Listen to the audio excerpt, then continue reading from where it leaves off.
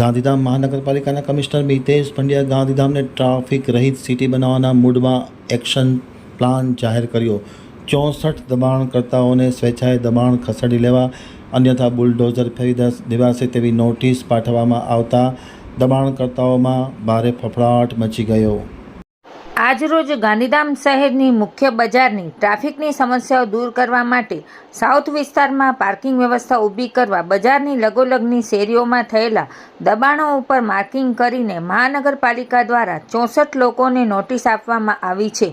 ગાંધીધામ મહાનગરપાલિકાના town planar Neeraj Patel, દબાણ inspector Gayatri પ્રસાદ Joshi, Gandhidham development ઓથોરિટીના Manoj ટિકિયાણી, Gayatriben Gupta, ARCના ભગવાન ગિરિયાણી સહિતના અધિકારીઓ અને કર્મચારીઓએ સાઉથમાં નકશા મુજબ રસ્તાનું માપ કરીને દબાણ ઉપર માર્કિંગ કર્યું હતું।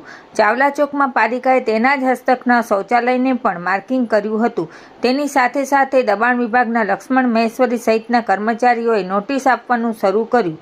સૂત્રોના જણાવ્યા મુજબ 64 નોટિસ આપવામાં આવી હતી તેમજ સમય મર્યાદાની અંદર સ્વેચ્છાએ દબાણો દૂર કરવા માટે કહેવામાં આવ્યું હતું।